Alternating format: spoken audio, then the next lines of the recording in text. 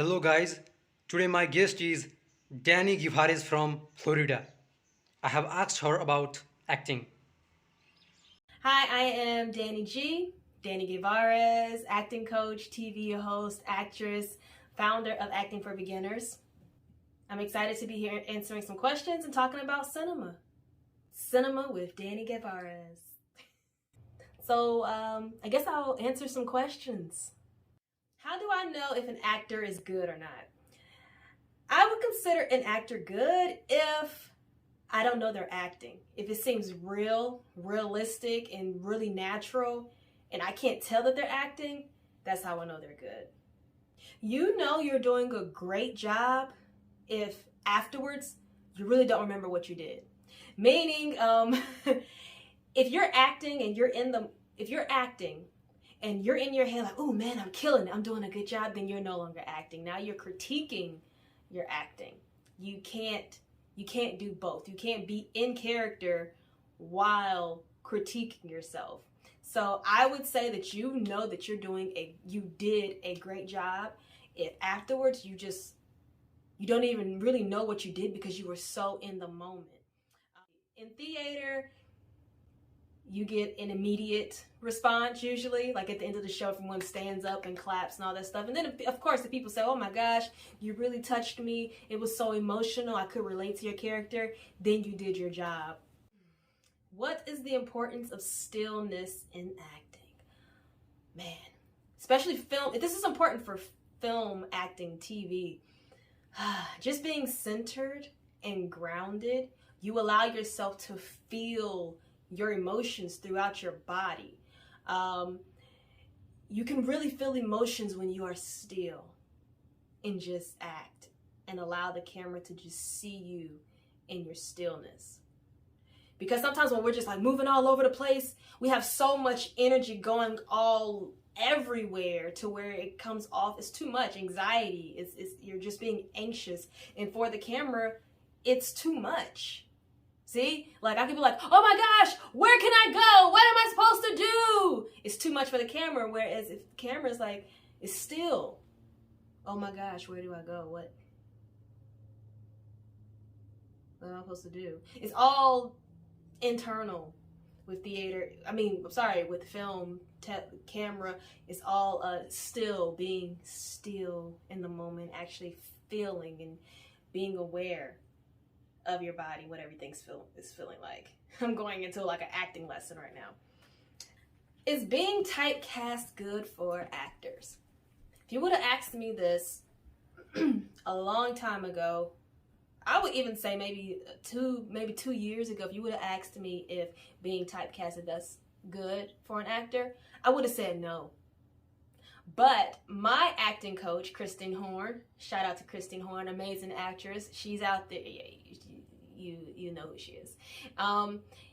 She says, and I believe this, it's okay to be typecast. You got to get in there somewhere. So they typecast you as a nerd all the time. Play the heck out of that nerd and get paid. And then start proving yourself to showing your range. But that nerd is what's going to get you paid, what's going to get your foot in the door. So I say go ahead and be typecast, as long as it's something you don't mind being typecast as, because it is your reputation. Do actors really feel the emotions they are playing, or do they pretend? If you're a real actor, you're going to feel those emotions. You're going to feel that sadness. You're going to be upset. I've been on set and I had to do a scene where I was angry and the director says, cut! I'm still angry. So yes, I feel those emotions. If you do not feel those emotions and you have to pretend, then you're not, I would say that's bad acting. To answer that first question, that's bad acting. What does it mean by doing realistic acting? Is just it being natural. I'm thinking I'm answering that correctly by realistic acting. But if you're meaning if there is a character that is on set drinking, let's say their character's a drunk and they're drinking alcohol, and they're not really going to be drunk.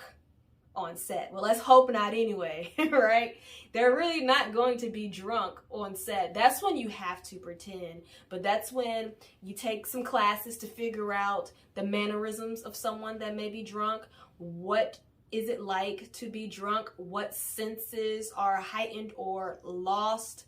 That's when you have to kind of go into it and really dig deep, especially if you're not a drinker. Then you have to do some homework and watch people that drink in the stages of them when they're getting drunk. So yes, you will have to fake being drunk, but you have to just make that real. Really realistic acting is doing acting that's relatable to other people, that's realistic, and making it as natural as possible as you can without using substance abuse, using drugs and all those things. Do this as best as you can, and it's possible to do these things without physically and mentally harming yourself. Okay, me personally, I wouldn't say I continuously practice my scenes for within my role. But what I do is I study, I figure out who my character is. I'm doing a lot of background work. I'm doing a lot of figuring out who this character is, where they stay, how old are they, what do they walk like, how do they talk. I'm doing a lot of that.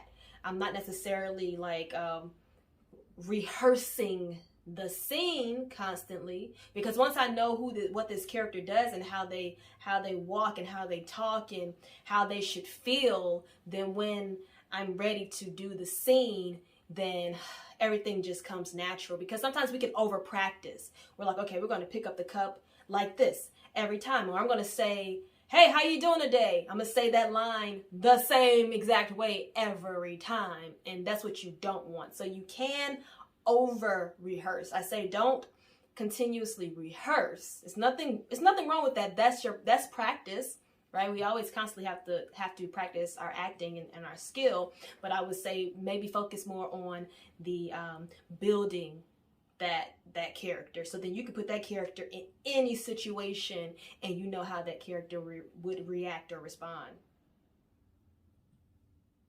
I agree. You become a different character when you're portraying a different character. Every character's not going to be the same.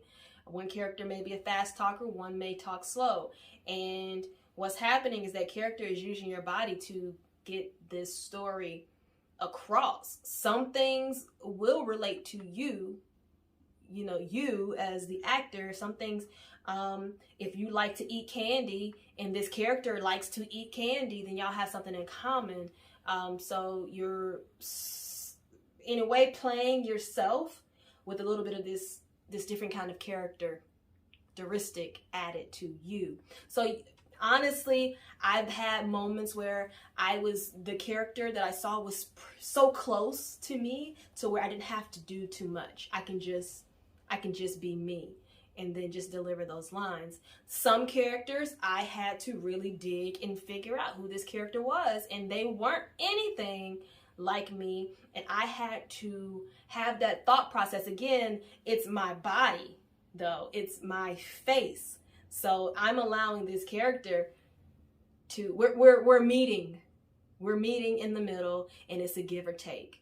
What do you want to use from Danielle? What do I want to use from them? And it's like it sounds crazy, like I have multiple people in my head, but it's like a team. I'm creating one. That's what's happening. But I'm using my knowledge to create this character. So it's coming from me. It's me expanding into another box of this character that I've created. I've created this character, and I'm portraying this character. So that answers that. Thank you for having me on the show. I am Dani Guevarez, actress, acting coach of Acting for Beginners, TV host of Us Talk. Thank you.